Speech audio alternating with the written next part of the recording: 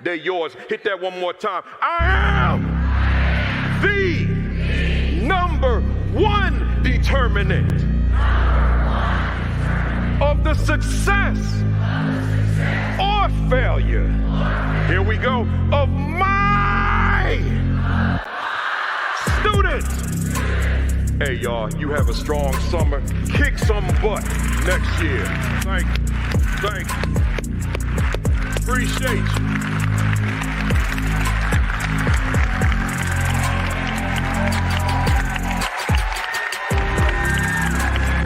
That's the mindset. That's the attitude. Love you guys.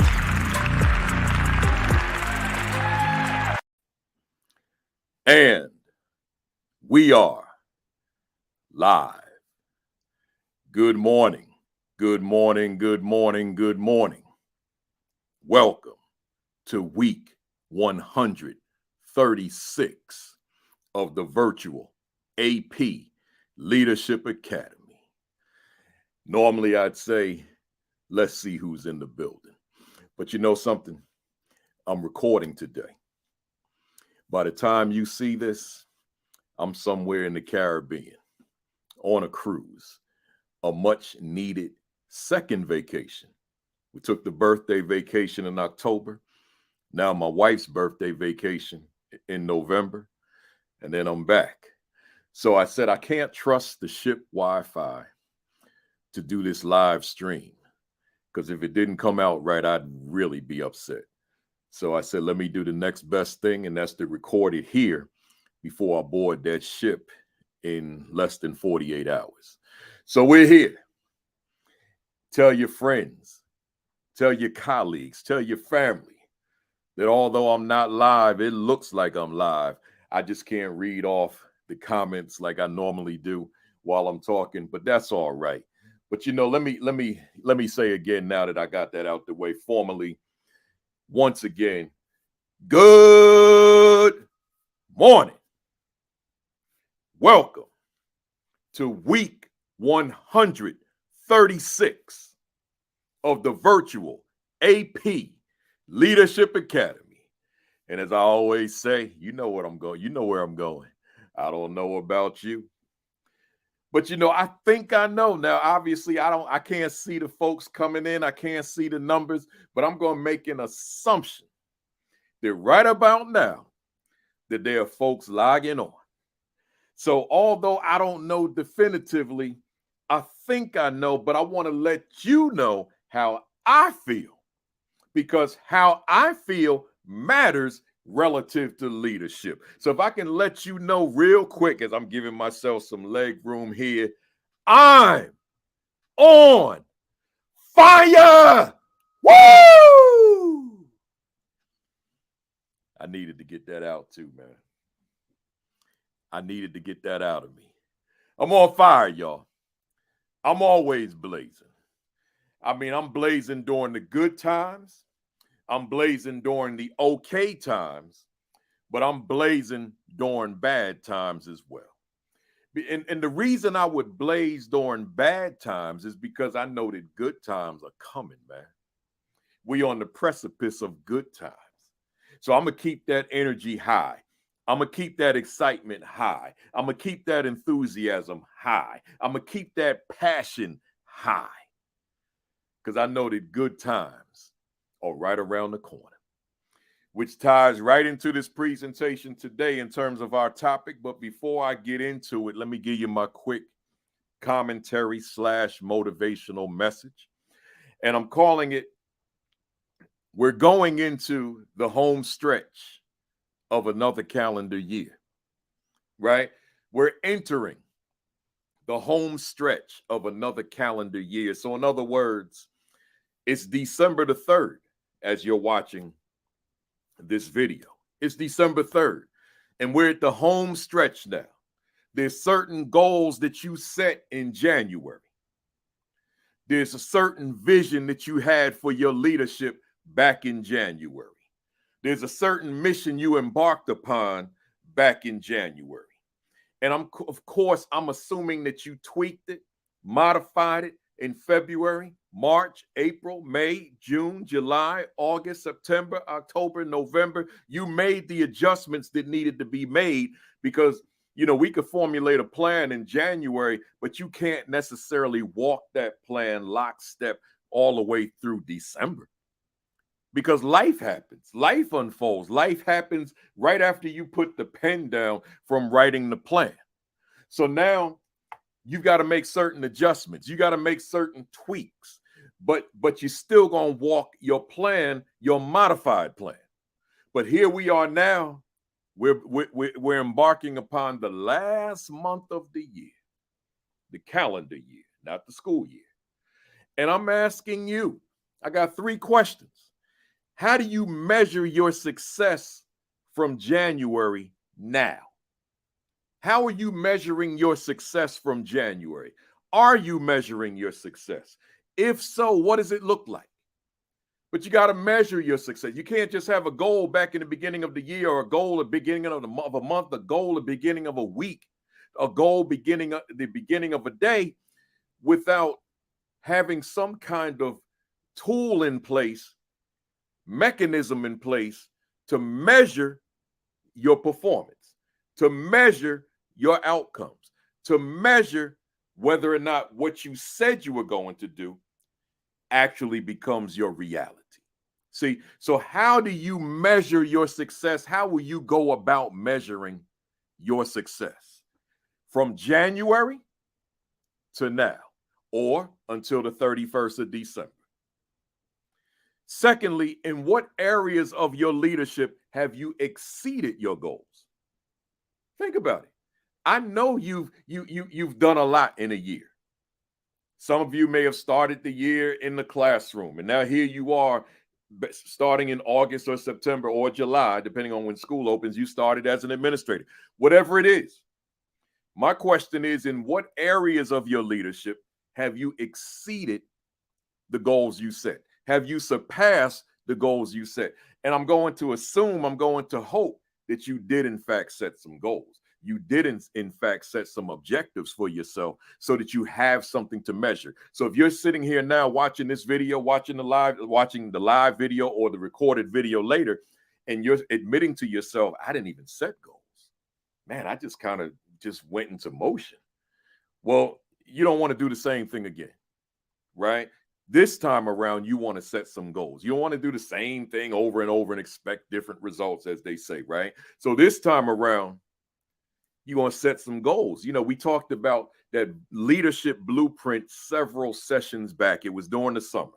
So it was in September. So maybe you need to review that in terms of that leadership blueprint where we look at your situation analysis, where we look at your goals, when we look at your plan, and we look at your implementation. So all that's in that video.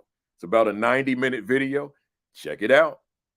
And then lastly, what is your plan moving forward toward correcting those areas of your leadership that still need work? So again, as we approach the end of the calendar year, I'm asking you again, what is your plan moving forward toward correcting those areas of your leadership that still need work, that still need improvement, that still need correction? What's your plan? You got to have that plan. So that's my motivational message. That's my commentary. Let's get into it. With this being December, I love doing my solos, like today, first day of each month. But, I got so many people that I want on this platform that I decided to forego my solos for the beginning of the year. So from January through April, I'm going to have guests on the first Mondays, right? So my next solo will be in May. The first Saturday in May will be my next solo. And I can tell you right now, my new book comes out around that time, Protecting Your Assistant Principal Leadership Effectiveness. Once again, Protecting Your Assistant Principal Leadership Effectiveness. That comes out in May, so I'll be going solo for sure, because we need to be talking about that. But I'm looking forward to this book. I'm looking forward to the prospects for this book. I'm excited about this book. We're not talking about developing. We're not talking about your professional growth and development. We're talking about protecting that which you've gained. It's a different kind of, it's a different approach, and there's a whole lot of biographical information there, autobiographical information about me. It's gonna be a different kind of book. I think you're gonna really like it, though. I think a lot of you are gonna love it, right? So, but we'll talk more about that. So that'll be my next time going solo. But I got some dynamite people coming on here. I don't even want to drop names right now. Just trust me when I tell you, I got some dynamite folks coming on here, and I just couldn't prolong them. So I gave up 4 Mondays. I mean, 4 first Saturdays. What am I saying? 4 first Saturdays to bring these folks on. So that's that. Welcome to all the first timers. Glad you're here. Week 136. So that means where you been. But if you missed any of the previous 135 sessions, and if you're a first timer, that means you did, then you go to Virtual AP Leadership Academy YouTube channel and check them out. Right? They're all there, all 136 sessions. Some of them you press the live link and you'll see them. Others press the video link, because I wasn't using StreamYard from I think the first few weeks, right? So I had to download and then load onto YouTube and that type of thing. So between the two, you'll see them. You'll see them. Congrats to all the folks landing positions. Can you believe it? There's still people reaching out to me to say thank you. Right. There's still people getting positions late into the school year. So congrats to all of them. The 2 books that correspond with the Virtual AP Leadership Academy: Aspiring Principal 50, Assistant Principal 50. If you don't have either one, what are you waiting for? Come on now. You got to get them. Right. These are not the only books I've written. I've written 12, but these are the 2 that correspond with this academy. I could also say the Principal 50, which is another one that corresponds with the academy. So if you don't have the Principal 50, then get your hands on that as well. And then lastly, with books, this is my newest one, probably the most important book I've ever written, but I don't promote it as heavily. But the Equity and Social Justice Education 50, I don't promote it as heavily here.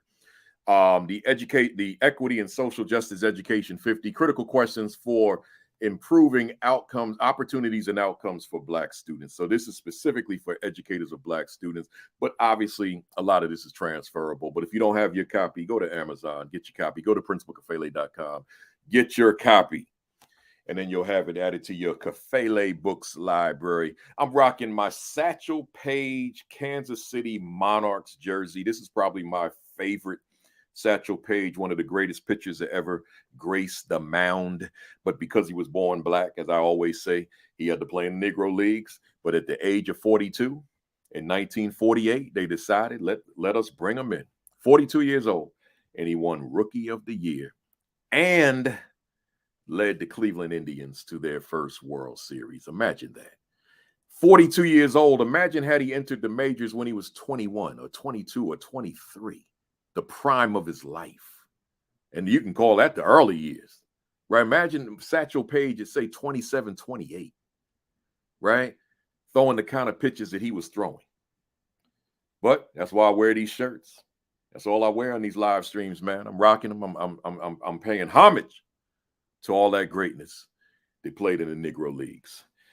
Enough said, y'all. I'm ready to get going. Hit that share button. Hit the retweet button. Let them know we're here. We're here. We're not live today, but I'm live while I'm doing this recording, right? So, and by the time you see this, I'll be on the cruise ship, man. I won't be able to wear a flannel then. I'll be wearing a t-shirt and shorts, right? Taking advantage of that weather. But here we are. You know, this is part 3, navigating assistant principal leadership, frustration, discouragement, and disappointment. And it's interesting, folks. My intent was to do this whole series in 2 parts. But as I kept brainstorming areas of frustration, areas of discouragement, areas of disappointment, that list ballooned to 105 different areas. And I said, man, that's going to take like half a year to get through.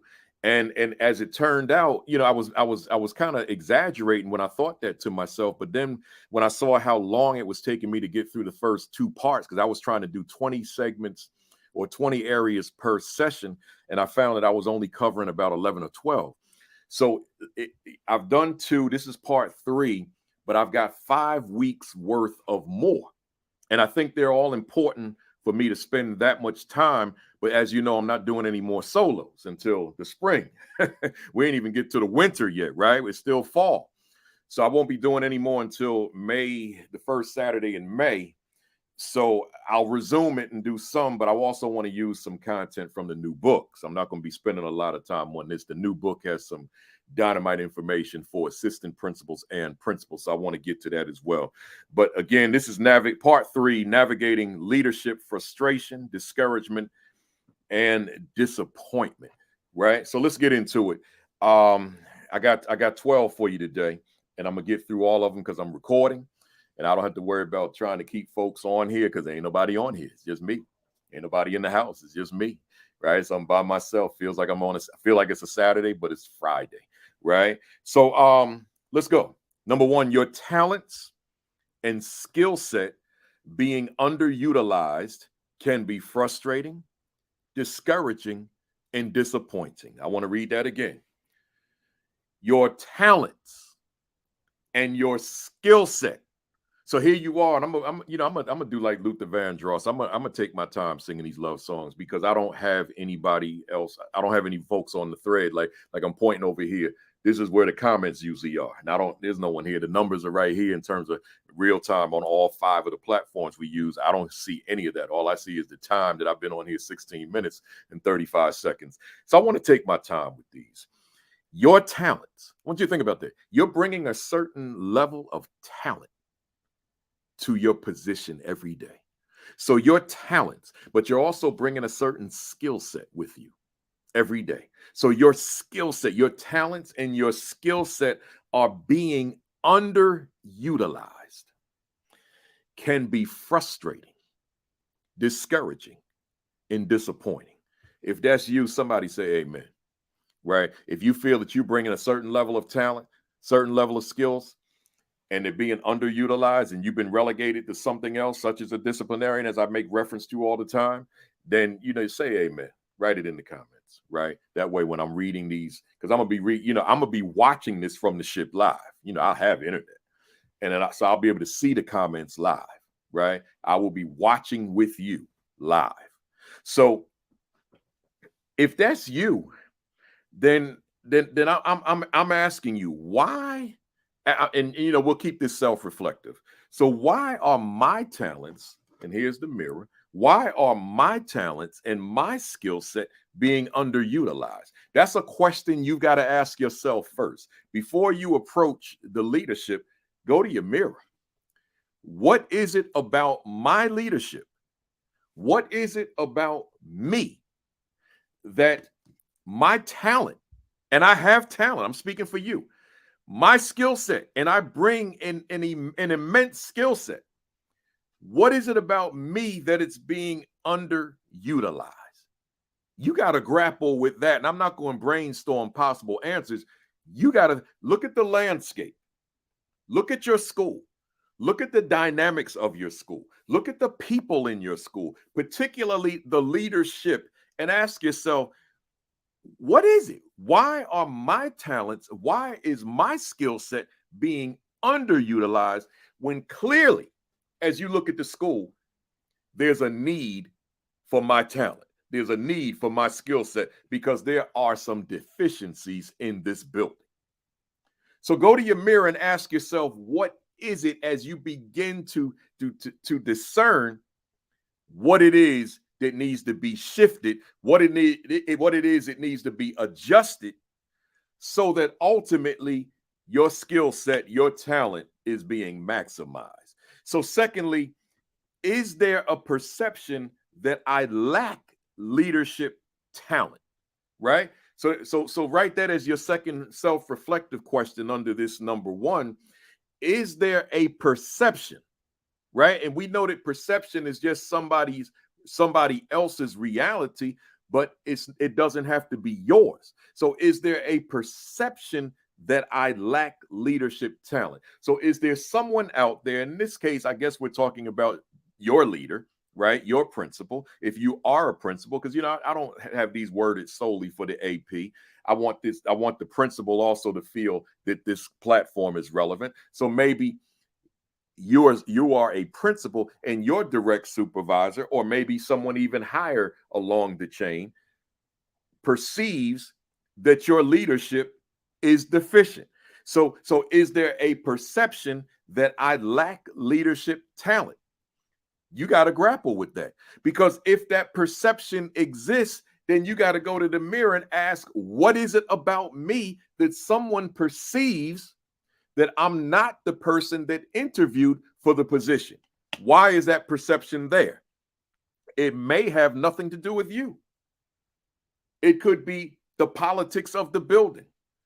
It could be the issues of the building. It may have nothing to do with you. It may not be anything that you need to own nor embrace, but it could be real. But you got to come to a conclusion as to what it is if you're going to resolve it. So is there a perception that I lack leadership talent? Number 3, is there a perception that my leadership skill set is deficient? So I'm making this distinction between your talent and your skills, right? And here I'm talking about your skills relative to what you've developed over time. And is there a perception perhaps that your skill set is not developing? Your skills are what they were when you first got the job. Your skills are not what we imagine them to be. Well, you got to go here and have an honest conversation with yourself and ask yourself, is there a chance that I'm not growing? Is there a chance that in certain aspects of my leadership, I'm a liability? I'm deficient. I'm not helping the school to grow. I'm not helping staff to grow. I'm not an asset to the leader. I don't add value to the school. I'm just brainstorming. Could that be a possibility? Of course, the flip side could be it's just folks in there that are just not being fair and equitable toward you. We understand that too. But but see, those are areas where it would be that much more of a challenge for you to correct. And what I want you to do first and foremost is to take an honest look at yourself. Take an earnest look at yourself and ask yourself, are there things that I need to examine about me? And I'll use myself as an example. Not just in principal leadership, but just in life. I'm always identifying things about me that I need to fix. I spend most of my time public speaking, as you know. So whether it be speaking on this platform or speaking out in the world, I see things on this platform. I say, man, you got to fix that. Or I'll see things in terms of when I'm out in the world, when I'm just self-reflecting or watching a video that someone recorded, and I'm like, that's on me. Maybe I didn't get a standing ovation, and I say, that crowd was horrible. Nah, that's not, I can't go that route. What was it about my delivery and my content that it didn't move that audience?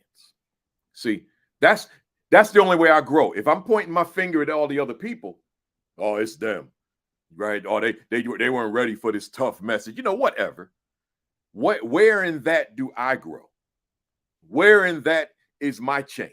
See, I can't grow that way. I can't change that way. I got to point that finger this way and say, what do I need to do differently to make that connection if I'm sincere in trying to reach that child that I will never meet, but will be in those classrooms with the people in that audience the next day? And then lastly, I'm calling these numbers, I should have called them letters, letter D. So I said A, B, C, and D instead of 1, 2, 3, 4. So letter D, a conversation to remind the principal of what I bring to the table is warranted. Once again, a conversation to remind the principal of what I bring to the table is warranted now. So I'm saying to you, at some point, you got to engage your principal in that conversation and anticipate you may get some answers that you don't want to hear. You may get some answers that are difficult to swallow. That's all right. All right. I mean, none of us are perfect.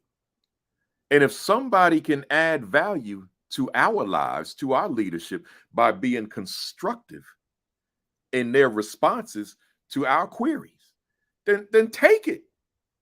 If it's going to help you to grow, don't have such an ego that you can't accept constructive criticism or critique on who you are as leader. That matters. Let's go on. Number 2. I got 12 for you, but I spent more time on that number 1 than I wanted to. But let's see what we can get in here. A feeling that you are deliberately being blocked from adding value to your school can be frustrating, discouraging, and disappointing.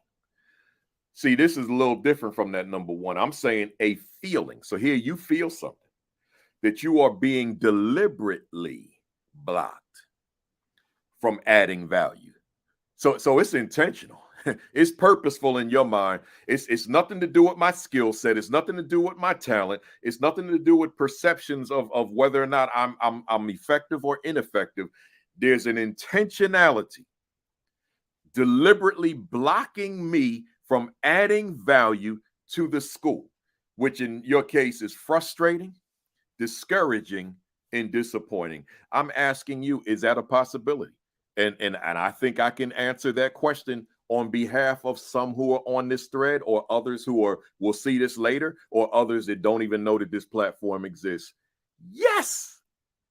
I'll say that again. Yes, there could be somebody deliberately blocking you from adding value. That's human nature too. And I've been in those shoes. I never blocked anybody, but I know I was blocked. I know that. So I had to find other ways to open them doors. Sometimes you kick the door down. Sometimes you slam it open. But certainly there were people who were deliberately blocking me from entering the room, so to speak. So blocking you from adding value to your school, those folks exist. Particularly, it can exist. I'm not going to say this is your situation because I don't like putting negativity out there, but I want to keep it real. You could be in a school where you weren't somebody's choice. So you were imposed as the assistant principal. You were imposed as the principal. You were imposed as the whatever your title is. So the person you report to never wanted you in the first place. That happens. The person that you report to they pegged somebody. They knew who they wanted. And they even had conversation with the person. Hey, I got you. Get ready. Buckle up. Because we getting ready to bring you in. And then you find out later, it's somebody else. You don't even know the person. Or it's someone else you do know and you don't like. And that person happens to be you. And now you're in this situation and you're not allowed to grow. Tell me that doesn't happen in the real world. And somebody watching right now might be saying, amen. You talking to me. Yeah.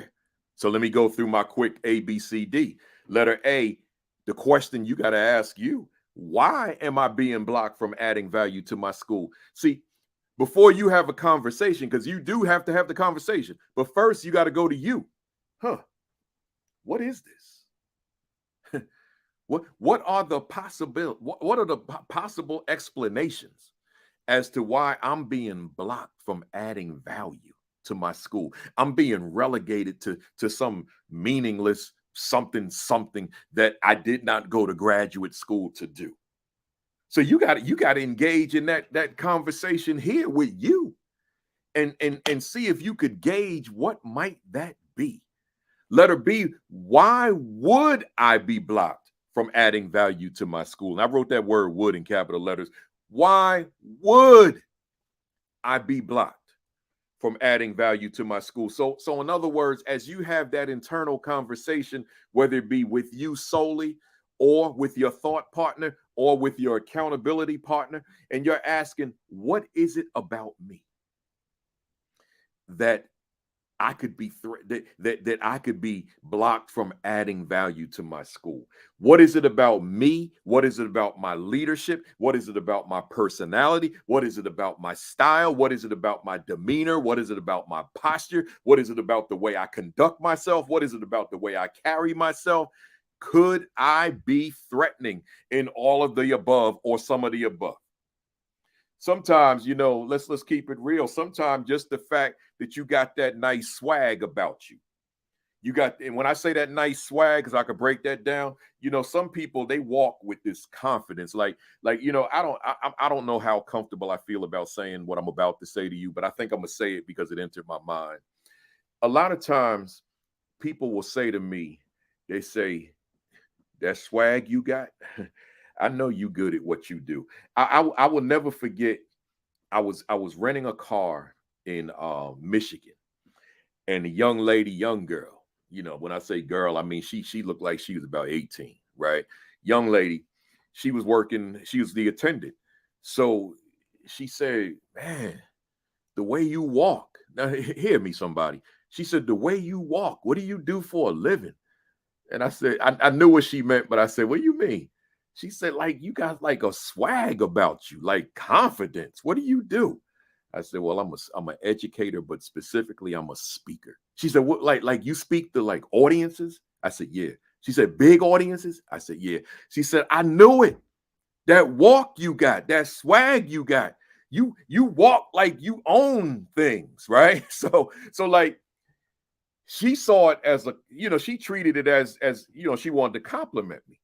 But I know that there could be others that are threatened by that. Like, this dude. Right. So like, let's say you got that strut about you, right? That swag about you. And then you walk into the school, but your superior doesn't have that kind of swag, right? Doesn't have a swag that stands out. And it's not that you have this swag because you intentionally created. It's just you. You just being your authentic you, and you just have a walk like it's a power walk, right? And when you walk, you're noticed. Maybe you got them heels and they click on the ground. So not only you got that swag, but it's like, so now, when you come around, people are like, oh, see. So now I want you to put yourself in those shoes that I'm talking about right now, as far as you being blocked, because maybe somebody feels threatened by your authenticity. Not you faking the funk and all that. I don't even mean that. Just you being your authentic self.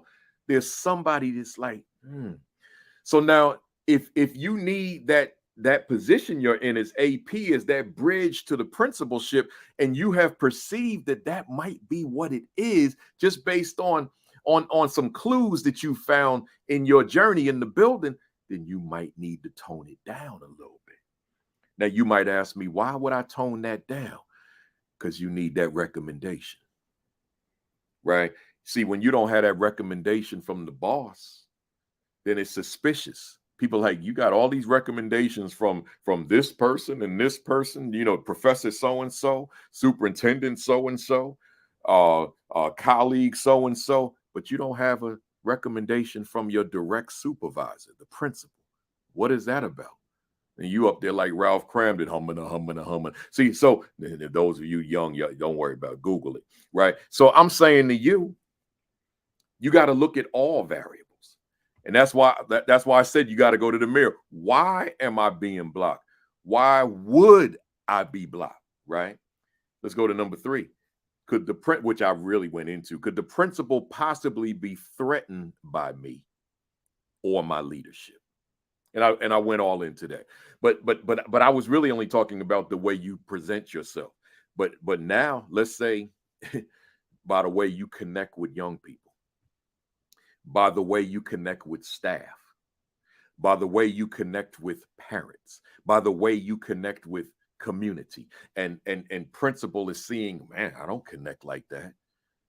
Man, the children gravitate to him. The children gravitate to her.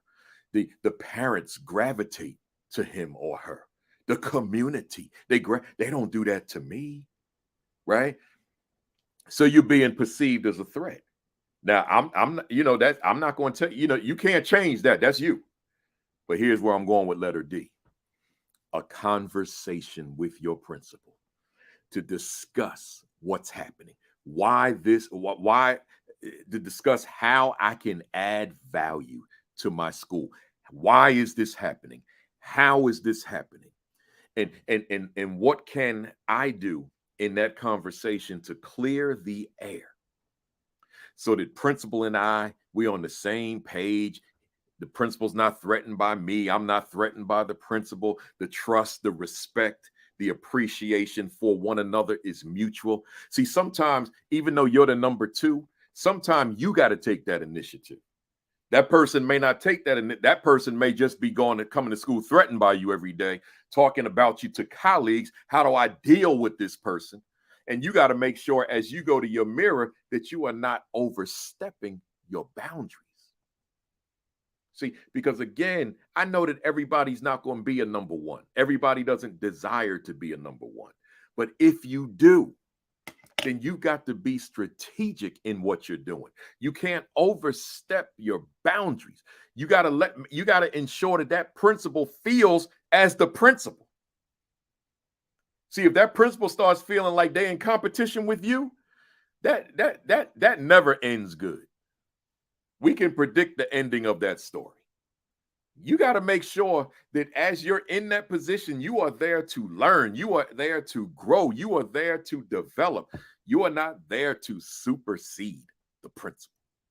So those lines just can't get blurred, right?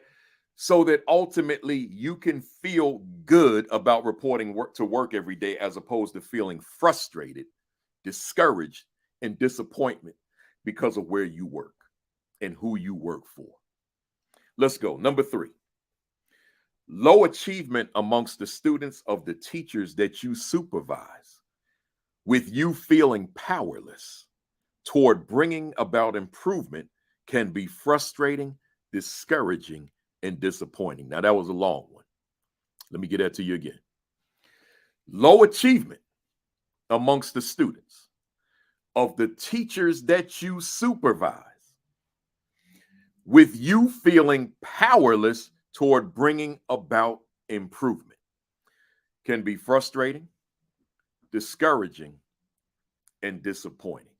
See, so you supervise X number of teachers. Let's say you supervise 15 teachers.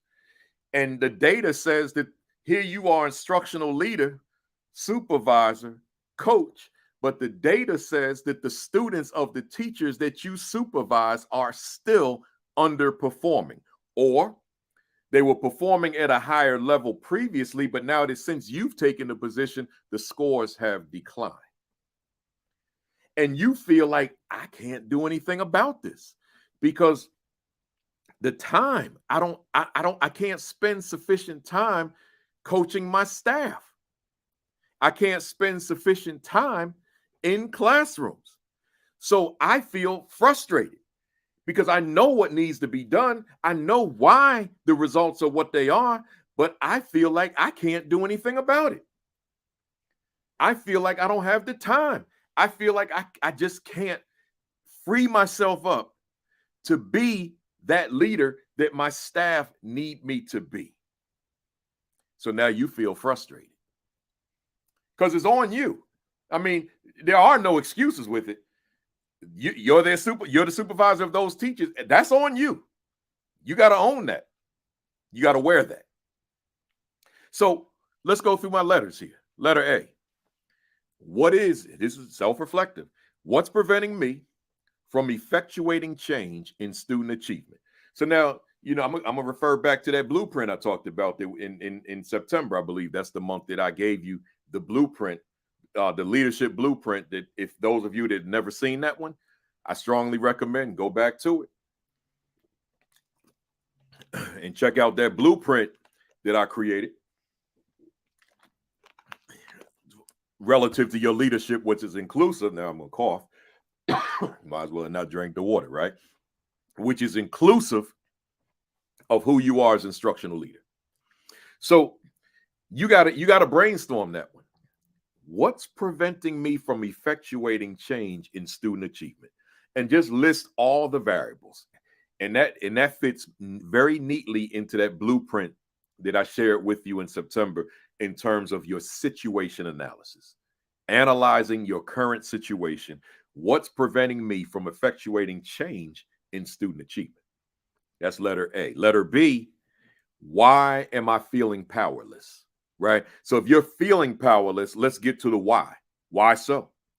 And maybe you're feeling, maybe you feeling powerless is not warranted. Maybe you feeling powerless is not justified, right? So you gotta analyze it.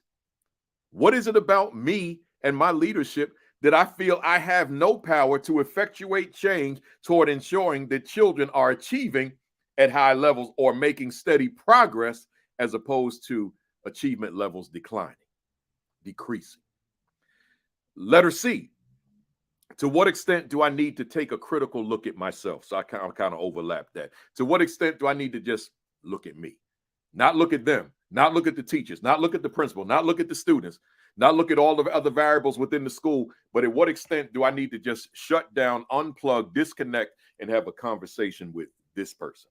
Right? Let me put me right in the reflection. Where's me? Where's me? Where's me? I can't find me, y'all. I'm somewhere. So at what point do I have a discussion with that person? That person. See.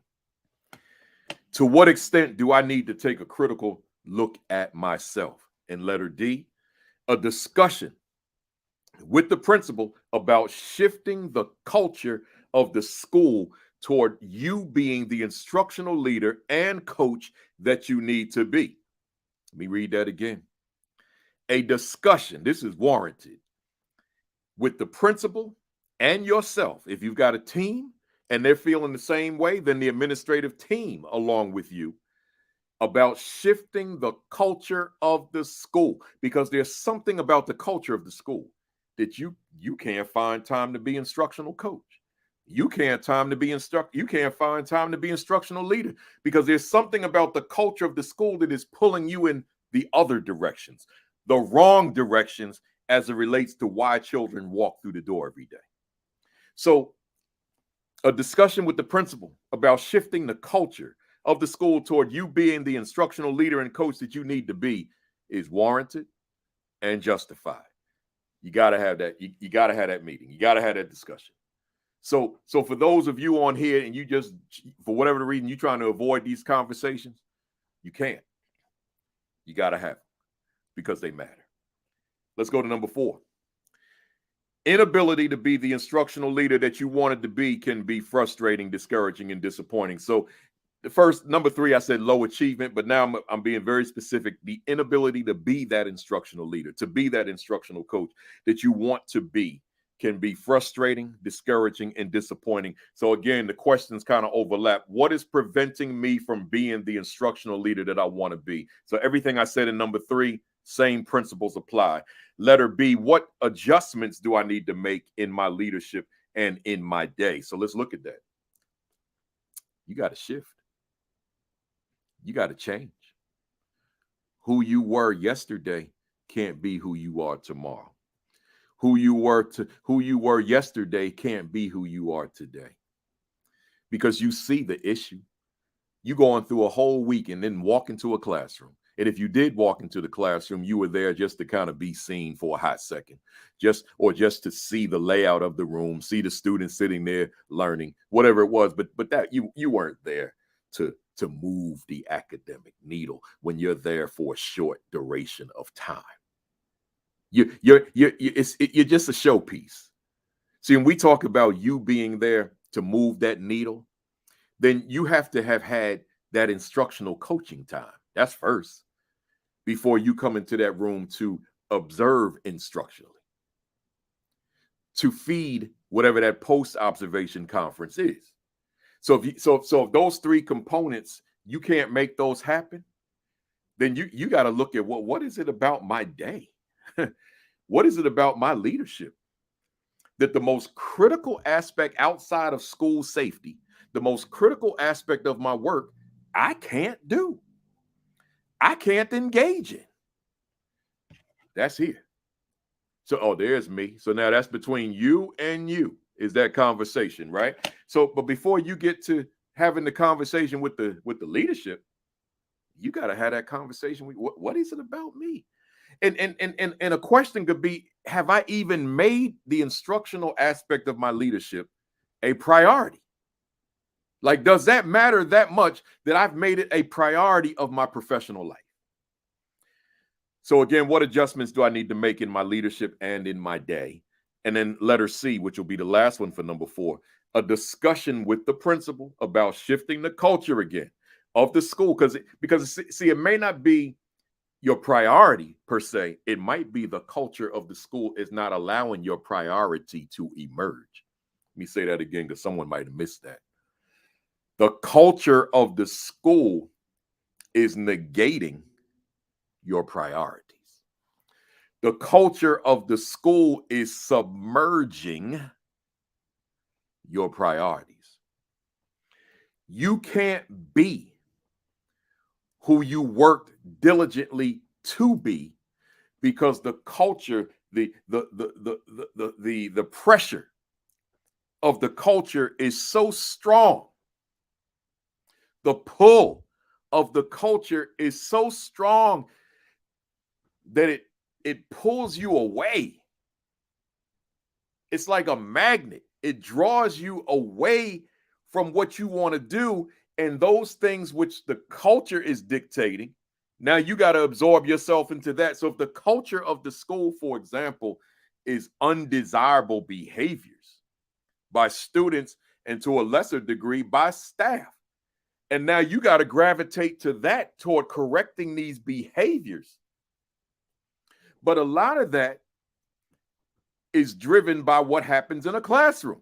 But if you can't get into that classroom, then you're in no position to effectuate change. And what happens? You leave the building every day frustrated, discouraged, disappointed. Like, what thoughts that enter your mind include, I might need to find a different line of work, or this administrative thing is not what I thought it was going to be. I think I might want to go back to the classroom. Nah, that's not the right thinking. There's some things you got to look deeply at. And there's some conversations you got to have with your principal toward making that school into what it has the potential of becoming. That matters. Let's go to number 5. Number 5, a school culture that you can't control.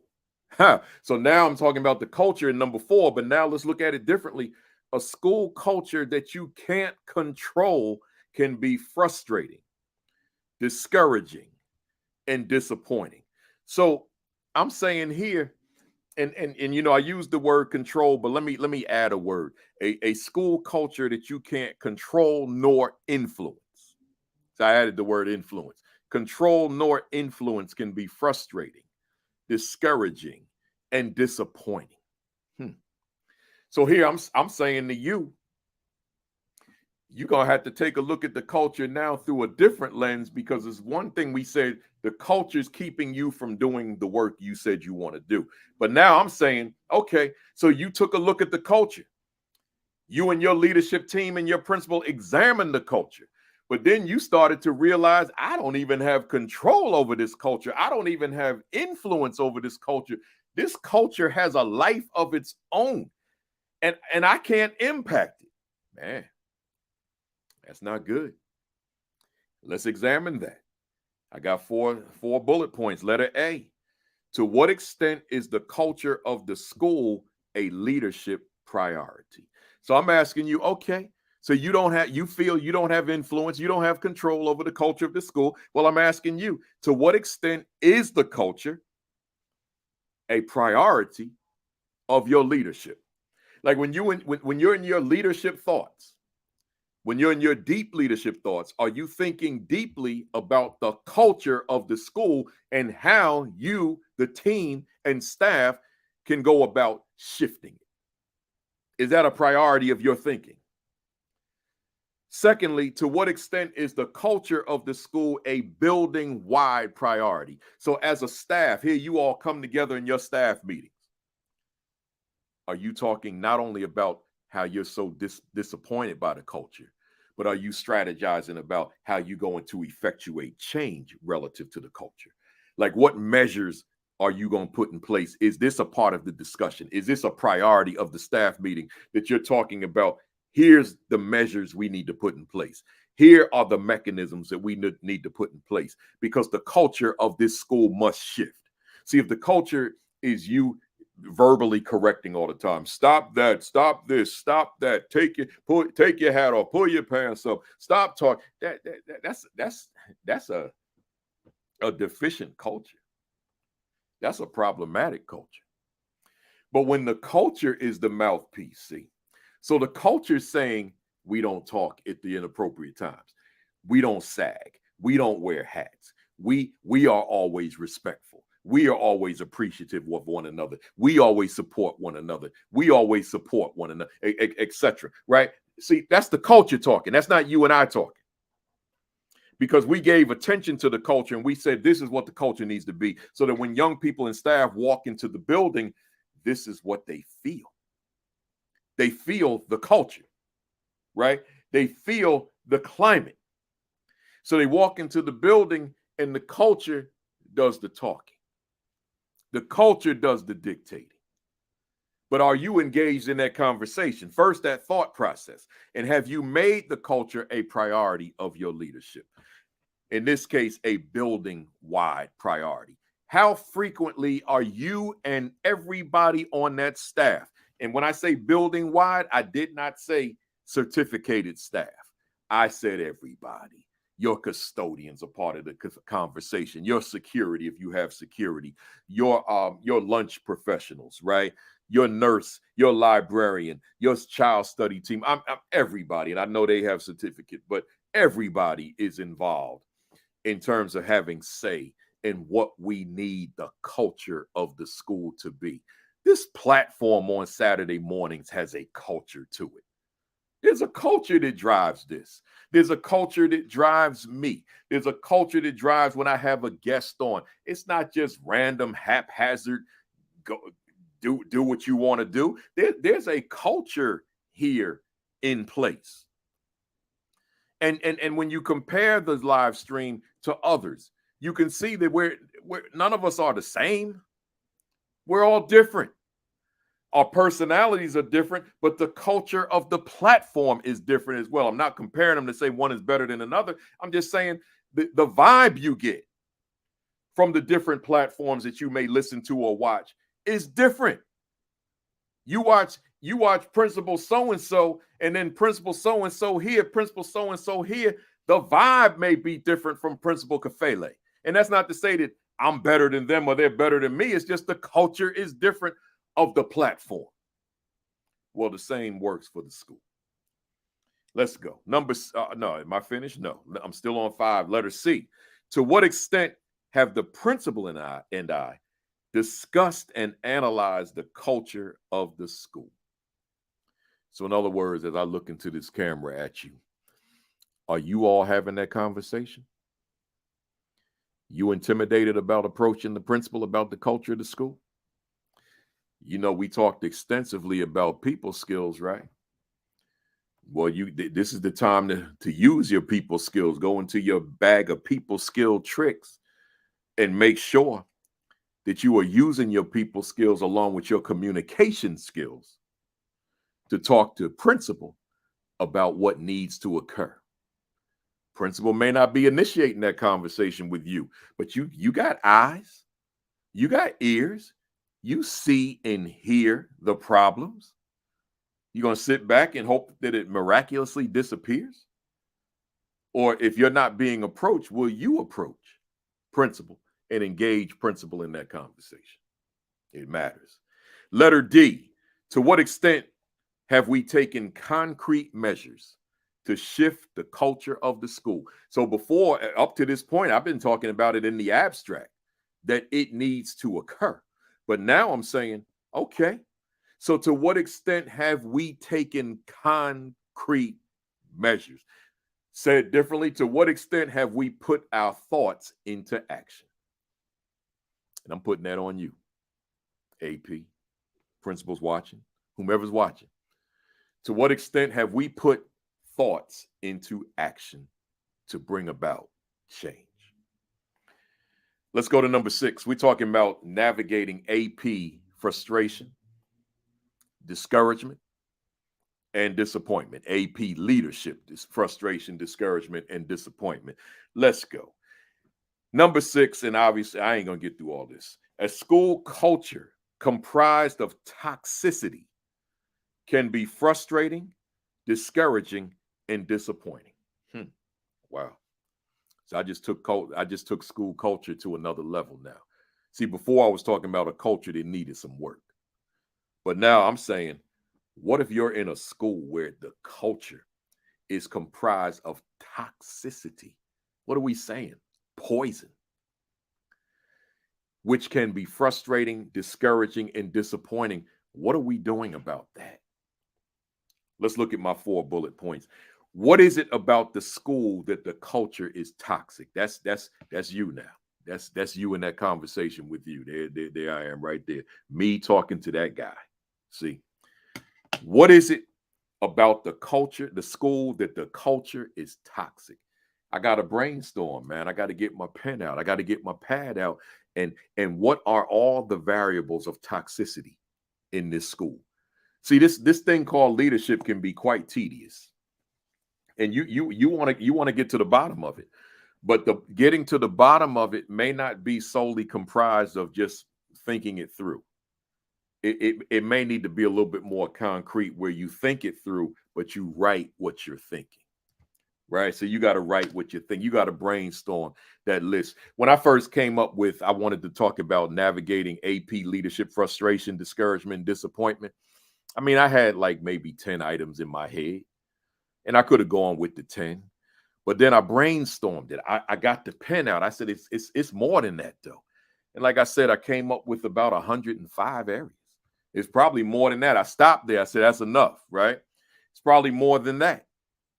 Areas of frustration in a school for an AP. But see, when we brainstorm it using the pen or the pencil or the marker or even the computer, right? I ain't forget it's 2022. Some of y'all don't see these no more, right? Then however you go, I use all the mediums. I use the phone, I use the tablet, I use the computer, I use the pen, right? So whatever you use, but are you using it to go beyond what you got in your head?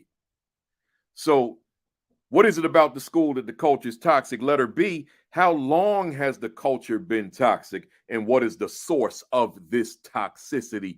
Oh man, that's a powerful question, y'all. Is this new, or is this ongoing? I mean, some schools, that toxicity is generationally deep. Right? It ain't new. It's 10 principles ago deep. And them principles were principles for a long time. So we're literally, I mean, and hear me when I use this word, we're talking literally generations ago that this school had a reputation of toxicity. This thing is generationally deep. So we're not talking about something that just happened, but you may not even be aware of that. You may have to do some research, have to do some homework to discover that you are in a school that has had a reputation of toxicity since the adults in the community were children in the school. It ain't nothing new. And I'm sure that there are people out there that know of these schools. I certainly know of these schools, that this is just the reputation of the school. It's in a particular community, and the community may have certain challenges, and those challenges have come into the school, and the district and leadership have not figured out how to keep the outdoor challenges from coming inside of the building. The school doesn't have to replicate the challenges outside the walls of the school. The school can be something radically different. But the question is, what have we done as it relates to the culture to shift the culture, that the culture does not mirror nor replicate the challenges that exist outside of the school? See, so therefore that question becomes, what is it about the school? I'm sorry, what is it? What is it? How long has the culture been toxic, and what is the source of this toxicity? Now, I just gave you an example of generationally, but it doesn't have to be that. It could be that with the existing staff, that's when things changed. The existing leadership, that's when things started to spiral out of control. Things were good in the past, but then when we shifted the leadership, things started to change. Or when certain staff members came on board, or maybe the school was a dumping ground and they brought in the staff that no one else wanted, and they wound up in that school, and that became the source of the toxicity, right? Or maybe the school was a great school and they figured that some toxic people in some other schools, that we could change them in this new environment. So they come into an environment that is very healthy culturally, and they bring the toxicity into the school. And now over a period of time, this school takes on a new collective personality that's rooted in these new folks that were brought in who were toxic in other locations. And now they brought their toxic ways into the building, and the school has become who these people were in their old environment. Let me tell y'all something, man. I'm getting the camera on this one. I ain't in here. I'm not sitting in here imagining stuff, like making up stuff to fill in my time. I have seen this. I have experienced this. And I'm sure many of you have too. But you're in leadership now. And although that's a tough situation to be in, you're in leadership now. If it continues, then you're a part of the problem. You're a part of the perpetuation of this issue. So how long has the culture been toxic, and what is the source of this toxicity? You got to figure that out, because that becomes your starting place. Let us see, how have we as a leadership team addressed the toxicity of this school? So are we even talking about it? Or is it a thing where we're upset about it, but we're not? I mean, we're talking about the toxicity, but are we talking about how we going to change it? See, it's not enough just to talk about the issue. We know the issue. We see the issue. We experience the issue. We're living the issue every day. But what are we doing to shift it, to change it? And that's the question. So how have we as a leadership team addressed the toxicity of the school? And then letter D, last point with number 6. Have we been consistent in our efforts towards shifting the culture, right? Have we been consistent in our efforts towards shifting the culture? See, that matters. Consistency is key. So are you being consistent in bringing about that change? That's a reflection of your leadership. A reflection of your leadership. What I got here, I've been on here now an hour. Let me see, can I get through this, y'all? Let's go. I'll speed it up a little bit. I want y'all to get all of this in, because I'm not going solo anymore until May. And somebody, Dynamite, might pop up before May, and I got to get them on here before, after, because the rest of the schedule is booked until like September, right? So, so let's see what happens. I really want to go solo in May, because I got the new book coming out. I got to get on here and talk about that.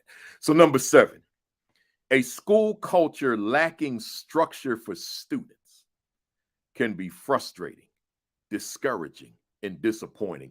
Yeah, I'm going to get through this, man. I'm going to get through this. A school culture lacking structure for students. So in other words, students just walk into the building and it's like, hey, have it your way. I'm not even going to mention the name of the restaurant.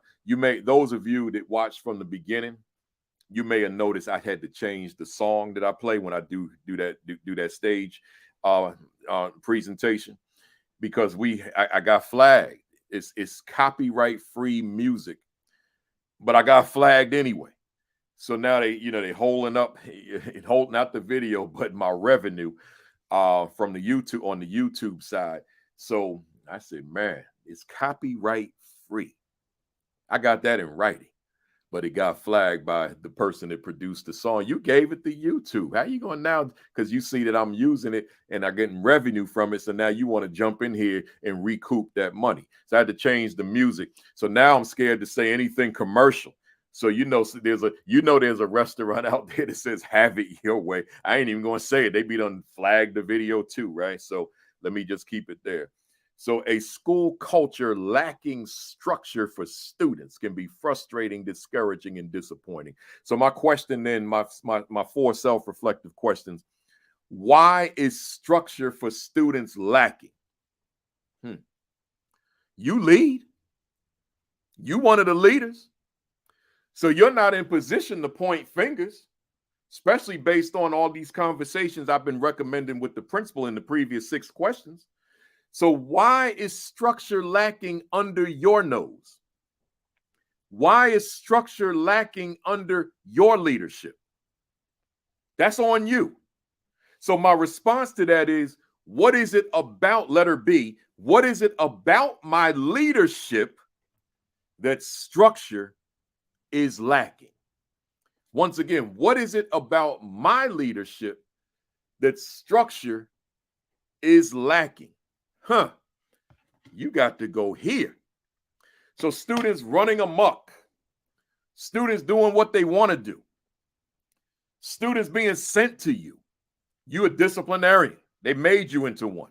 So now they being sent to you and you dealing with that all day. What is it about my leadership that structure is lacking? Well, let's go back to number 4 and 5. If you're not getting into classrooms, or 3, 4, and 5, if you're not getting in the classrooms, that's probably the problem. So it goes back, here we go, full circle. The culture of the school is not helping you. And because the culture is so dysfunctional, and in some cases so toxic, that there's no structure in the building. It's just folks just doing their own thing, running amok. But my question then is, why do you lead? Why do you lead? If that's the issue, your leadership should be changing. That phrase I created that I use all the time. When I walk into a school, I want to be able to see the leadership without having to see the leader. And whatever I see is leadership. It's just a matter of if it's good leadership or bad leadership. So if a school's running amok, I still see the leadership is just bad. So I'm asking you, what is it about your leadership? Letter C, what is it about the principal's leadership that structure is lacking? So now I'm giving you an out here. What's it about the principal's leadership that you feel, man, I just can't get it going here? Because I'm an AP here, I'm a VP here, but this principal leadership here is not exactly a support for me. I feel like I'm on an island by myself. And I feel like I just can't get it done without, because I'm not number 1, I'm number 2. So what is it about the principal's leadership that structure is lacking? So therefore, I'll go back to the question I've been asking all along. What have you done to forge relationship with the principal? What have you done to initiate conversation, discussion, discourse with the principal?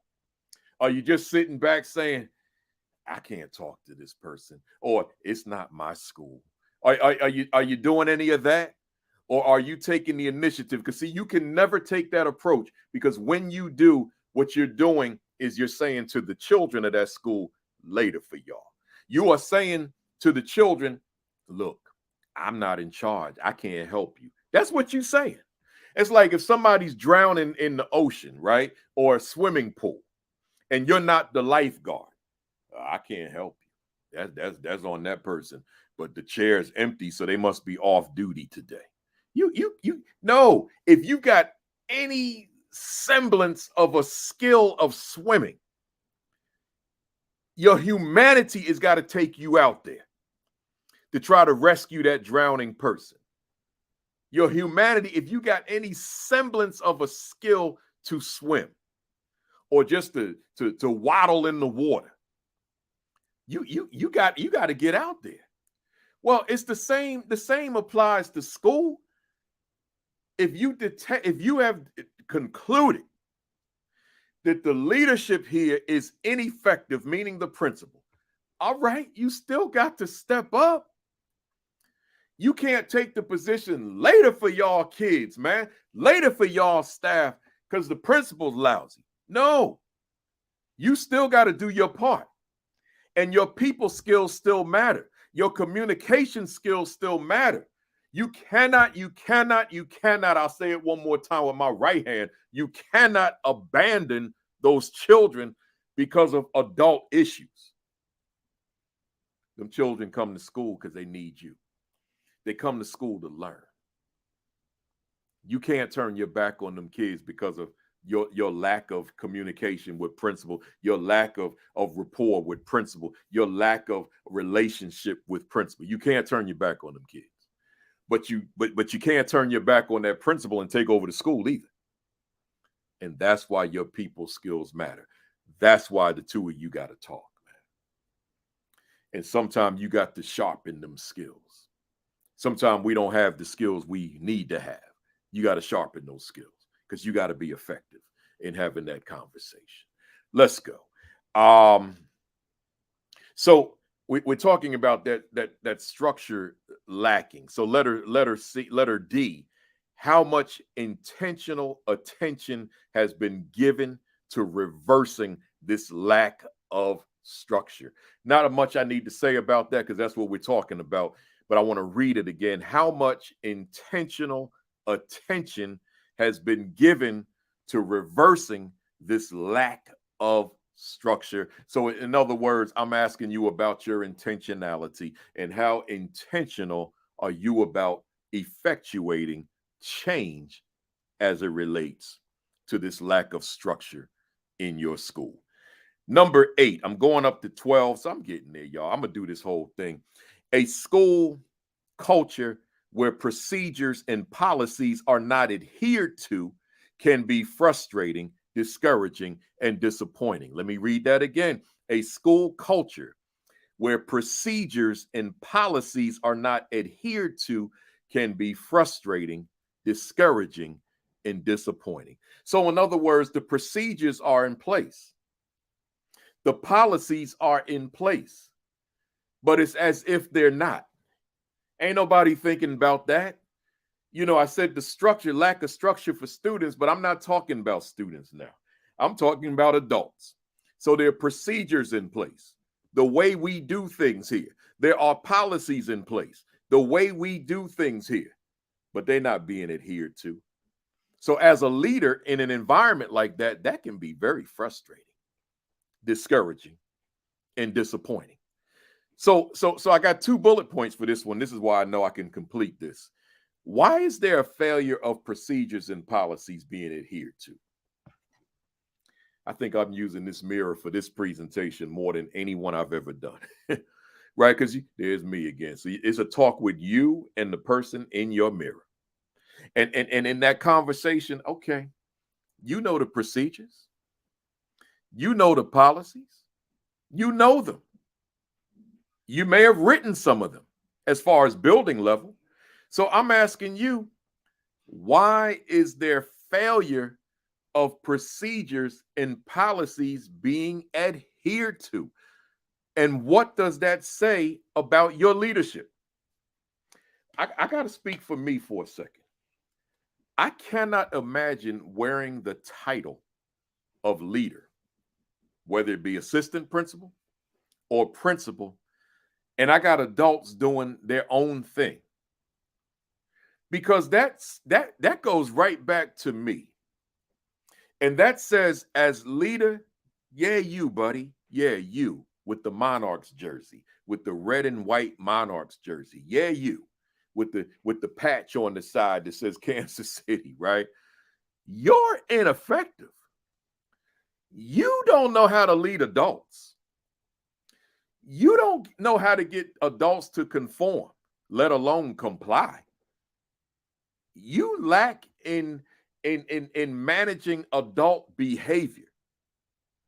You seem not to have that skill set. That's me talking to the guy in my mirror. So now let it be me talking to the folks who are watching this video.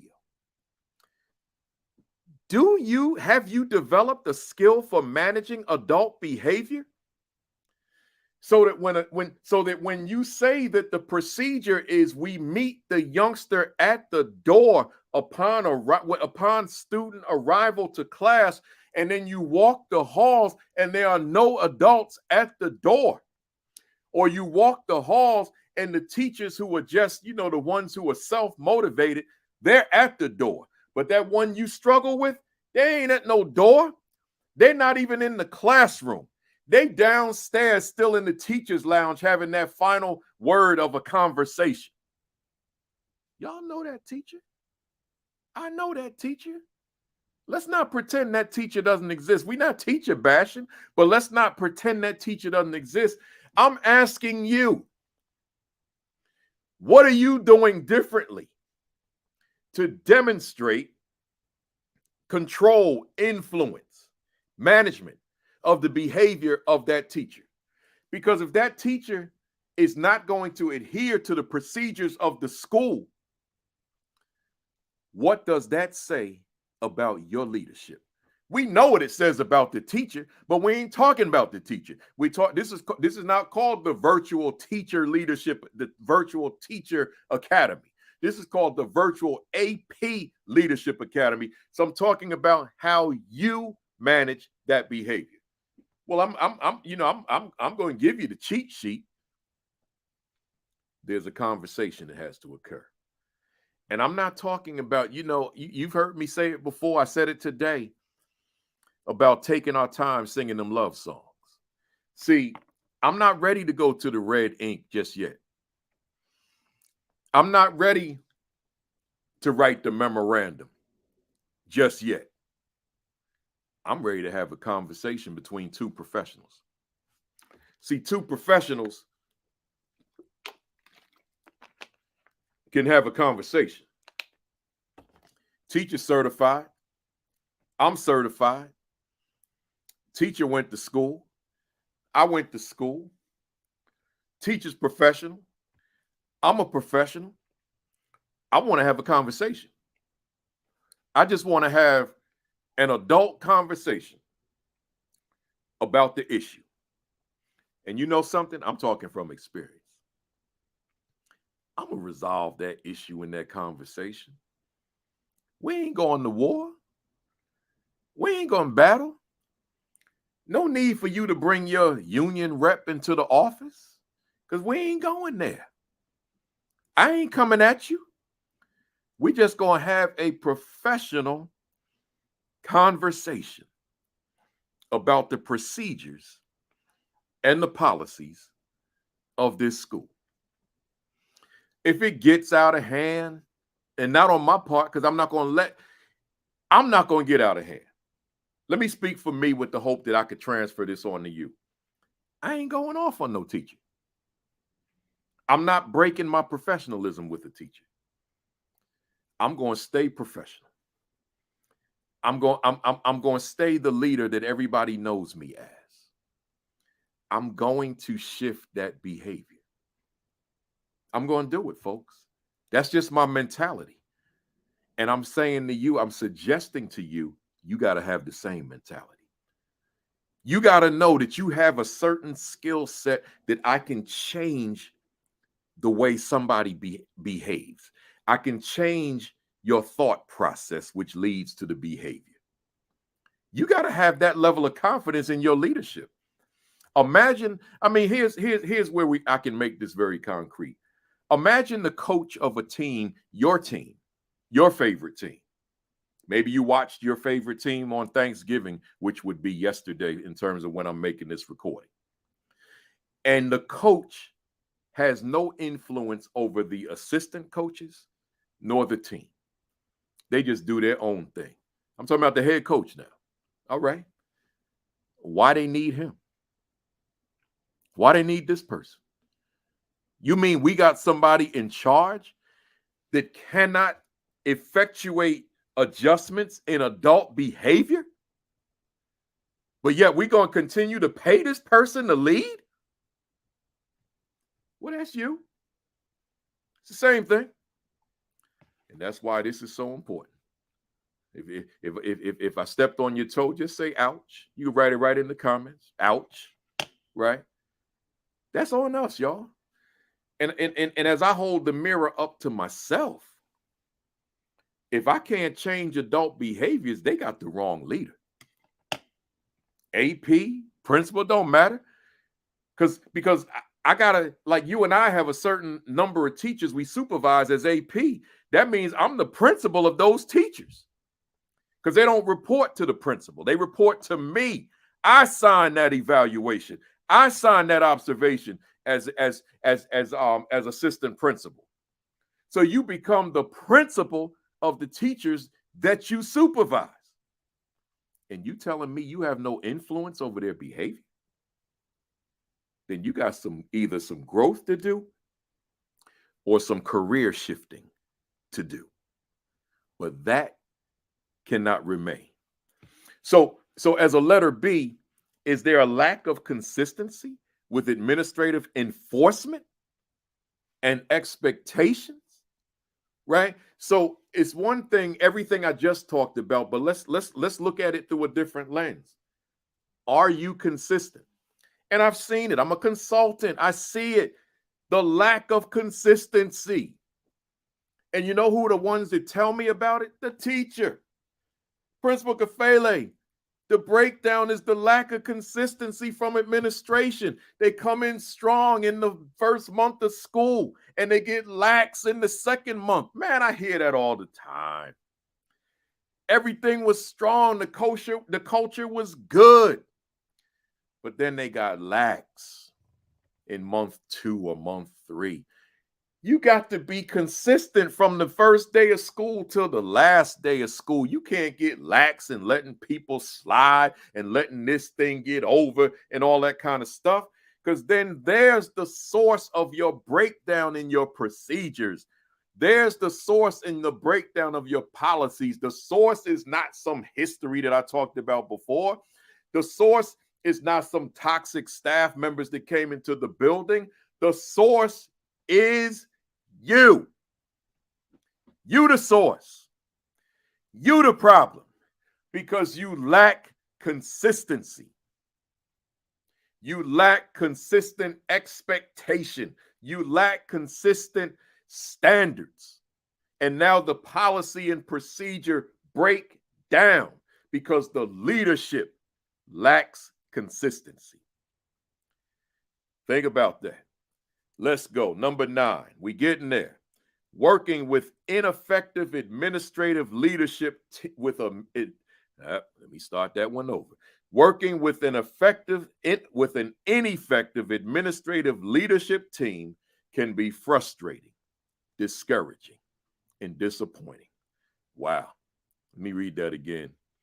Working with an ineffective administrative leadership team can be frustrating, discouraging, and disappointing. This whole session, these whole 3 sessions, the first Saturday in November, the first Saturday in October, and now the first Saturday in December, these are all about navigating AP leadership frustration, discouragement, and disappointment. They are not about providing the specific solution to you in your school because I don't have that kind of information.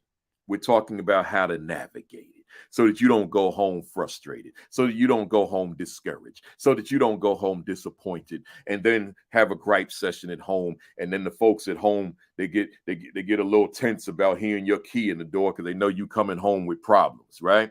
So instead of that, we're talking about how to navigate this thing toward elimination.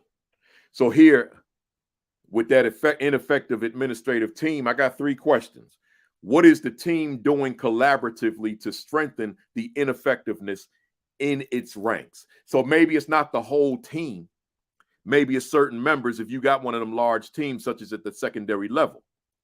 So what is the team doing to address the ineffectiveness in its ranks? It can't be the 2 leaders, the 3 leaders who are strong, y'all sitting together, y'all come together, or y'all texting each other, y'all in the car later on at night, or y'all, you're in the meeting when others have left, and y'all are talking about it in terms of a gripe session. Oh man, how we gonna get it going if Mr. So-and-so continues to be how he is, Miss So-and-so continue. No, that ain't the right conversation.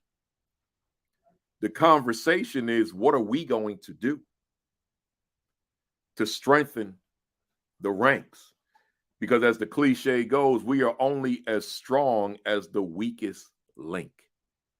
And there's a whole lot of truth to that cliche. We are only as strong as the weakest link.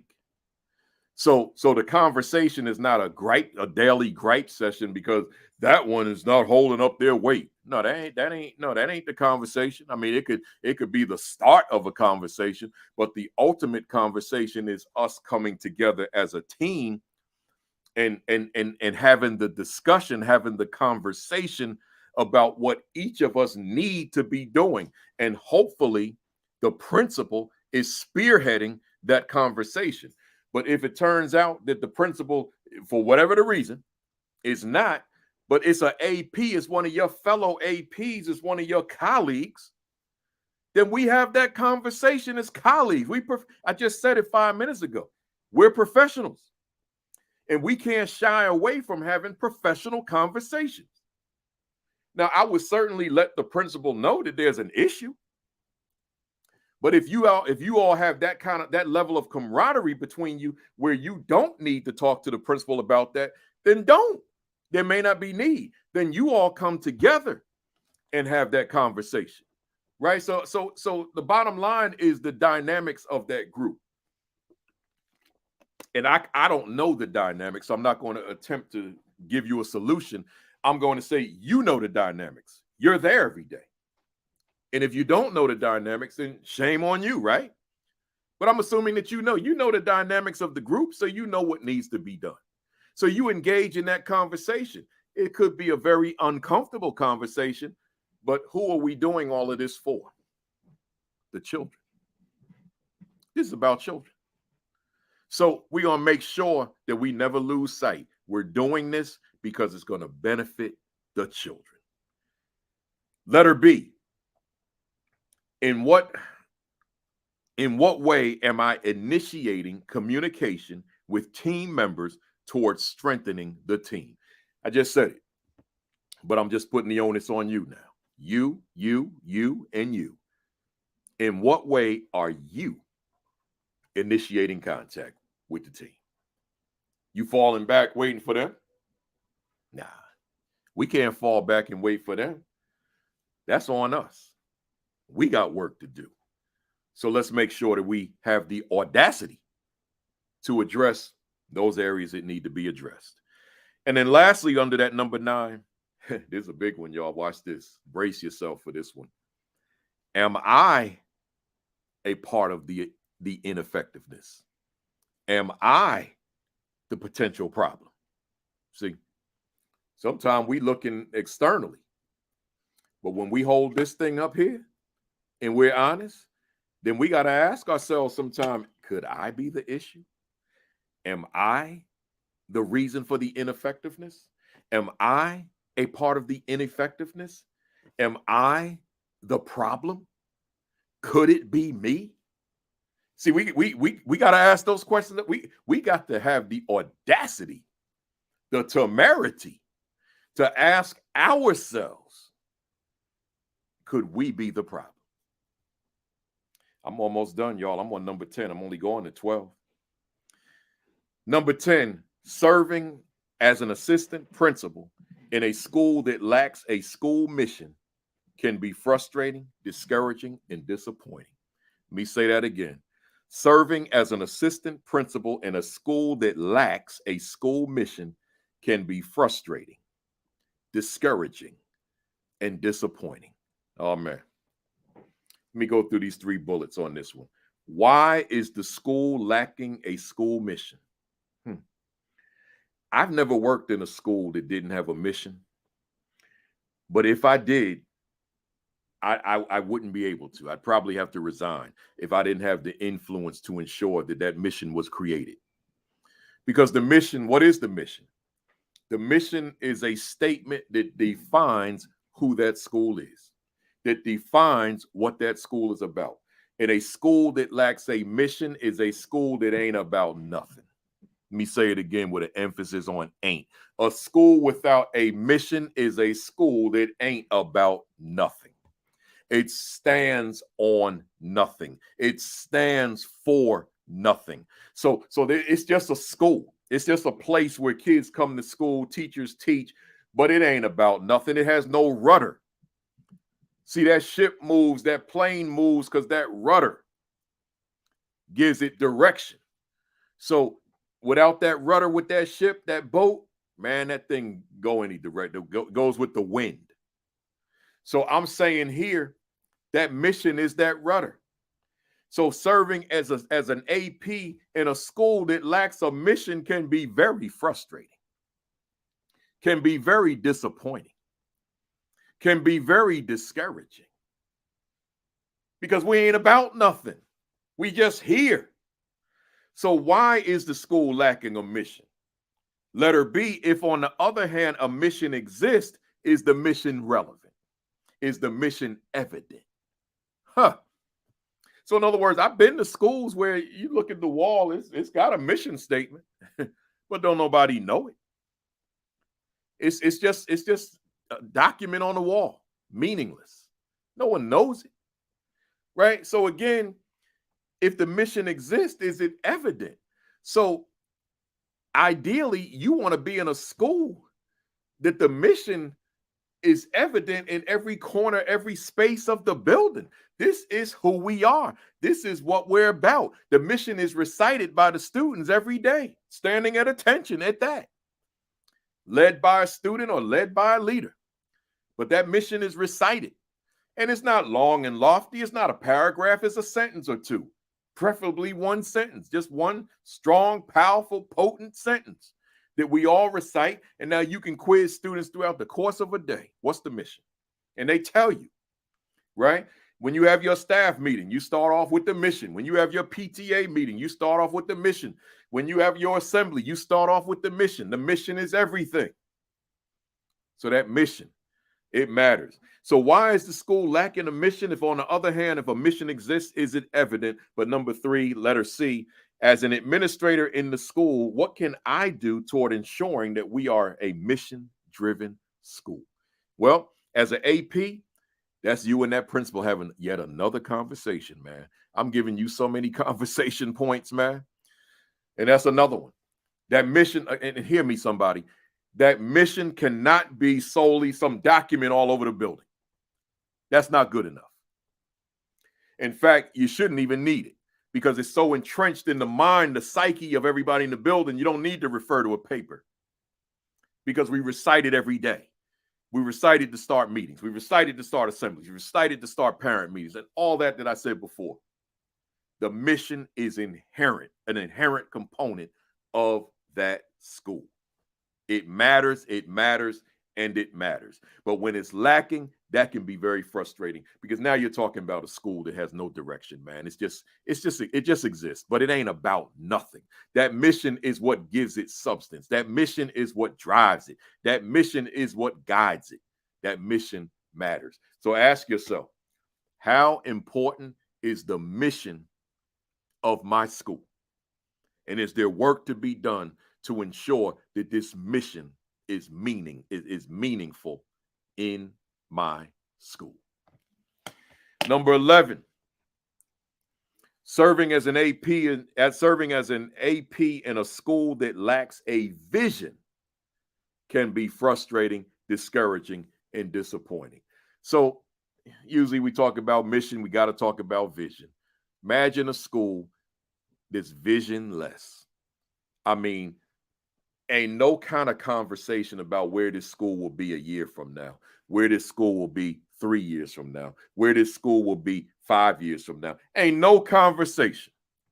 We just come to school and just work. But what is the intended outcome? Like, who will we be as a school? Who will we be as grade levels? Who will we be as individuals? What is the vision?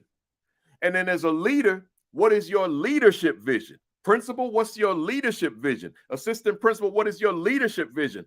I don't mean your vision of the school when I say your leadership vision. What is your vision of your leadership? Who will you be as a leader a year from now, 2 years from now, 3 years from now? How will you have evolved? How will you have developed? How will you have grown? How will you have gotten better? How will your skills have been sharpened in a year from now, in 3 years from now, in 5 years from now? What is your vision for yourself? Imagine a leader with no leadership vision. Imagine a school with no school vision. Imagine a classroom with no classroom vision. Like, so we just show up every day, but we don't see where we're going. We haven't defined where we're going. We just show up and do what we do, and then we go home. No, you got to see that, man. I'm talking to y'all right now. Let me be vulnerable and transparent. I know what I've accomplished as a presenter, as a speaker. I know how I'm seen in the world. I'm aware. But you know something? I saw that too. I saw that when I could barely pay the bills. I saw that when I was back in the classroom struggling to pay the bills when my salary was $20,000. I saw where I am right now as a presenter. I saw that, man. I saw that when I had no audience because I had a vision. And that vision was permanent. And that vision was consistent. I saw where I was going. I saw it. I'm not shocked by my success now because I saw it when I was in my 20s. I'm 62.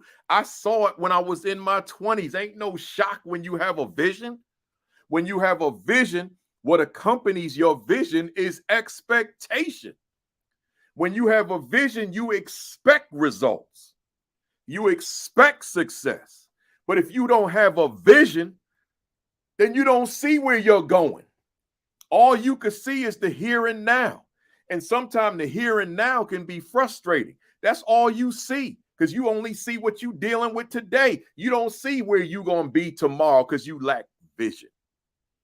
So I'm saying to you, with that number 11, serving as an AP in a school that lacks vision can be frustrating, discouraging, and disappointing. So if you're one that has a vision orientation, a mission orientation, and you're in a school that lacks mission, that lacks vision, then I can understand your frustration.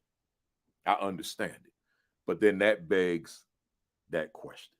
And you have got to have that conversation. You have got to have that conversation with the leadership. I got one more, and then we done. Number 12. Serving as an AP in a school where the principal is detached from the school can be frustrating, discouraging, and disappointing. Oh, man. Somebody said that's a rough one, Kafele.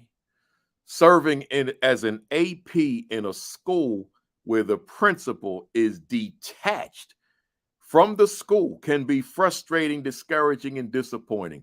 Let me tell y'all something, man. I seen that one. I seen folks grow old, been in the same school for a long time, and they going through the motions. They on that countdown for retirement. And if that's too far away, they on that countdown for the holiday break, the summer break, whatever it is. They are detached from it. They used to have that zeal. They used to have that fire. They used to have that passion. It was there. But somewhere along the way, and particularly a pandemic, man, that thing started to wane. They lost their way.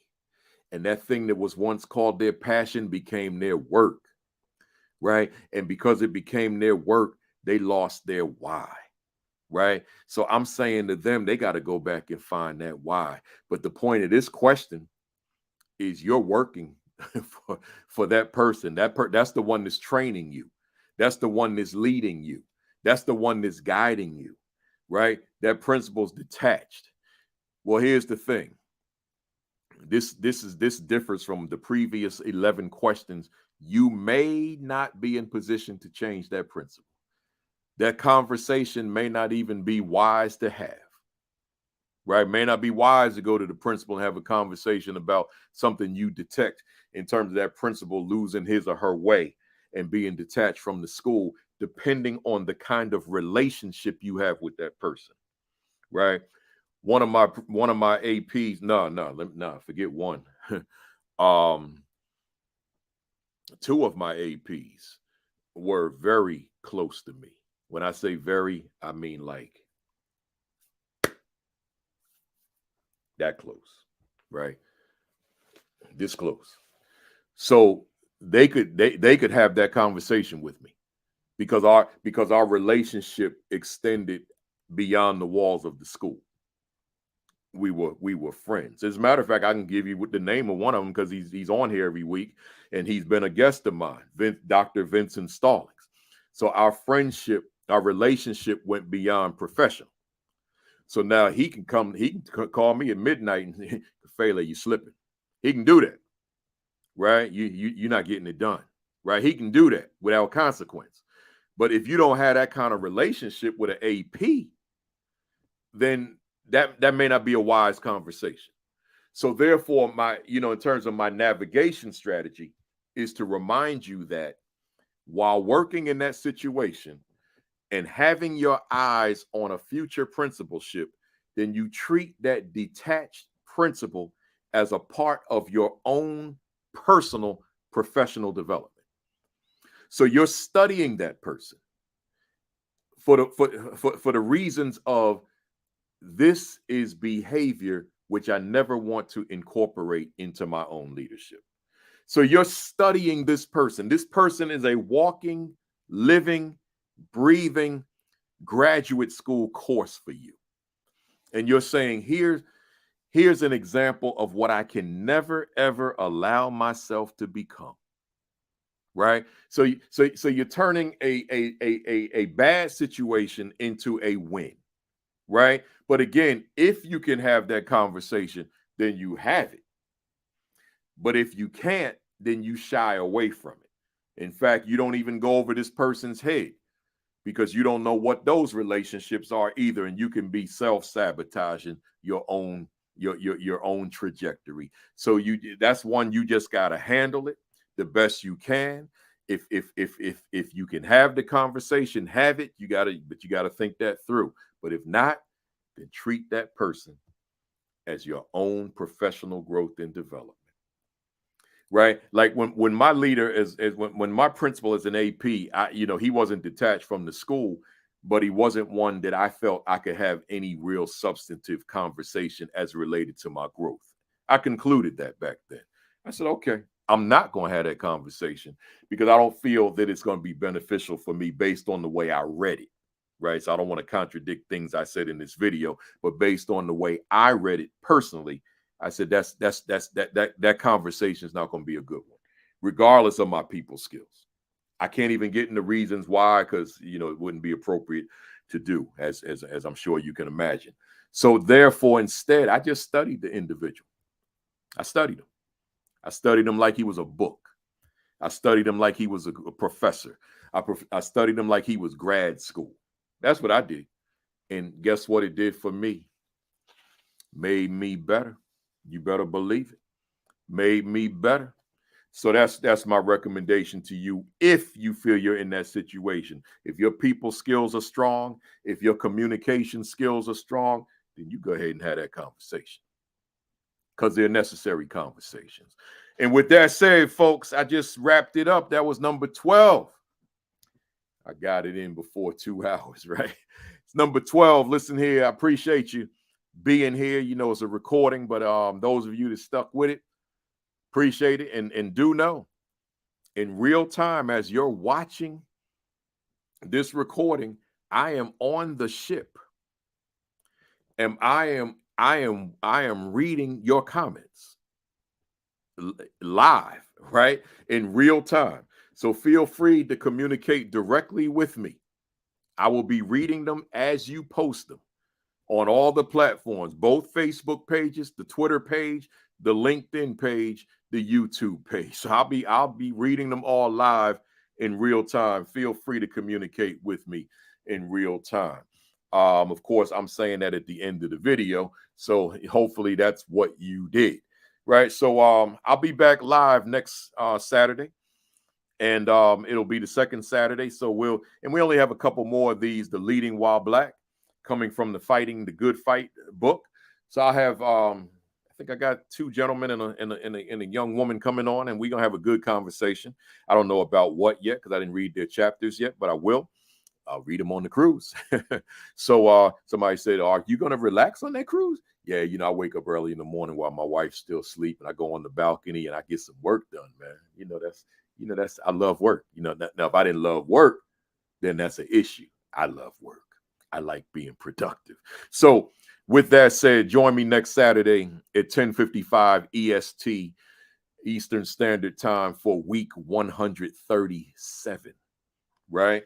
Man, we're getting there. I'm striving to get to 150, and then we start working to 200, right?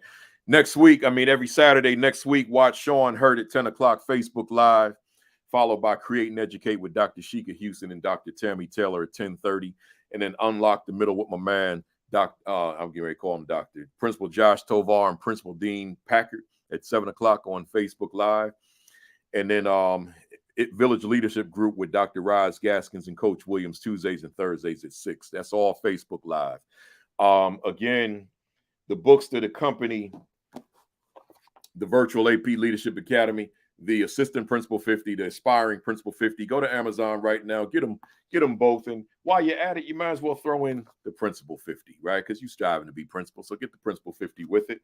And then my new one, the Equity and Social Justice Education 50, right? Might as well get your hands on that. And then I got a stack down here of other books I wrote. We'll show you that another time. Go to Amazon.com and it'll show you all those books. Or go to principalkafele.com and it will show you all those books. Or you can go to barnesandnoble.com and it will show you all of those books. Make sure that you visit principalkafele.com for all my resources, man. I got all this free stuff, blogs, videos, podcasts. They're all there. And then subscribe to the Virtual AP Leadership Academy YouTube channel. Let me say that again, it's slower.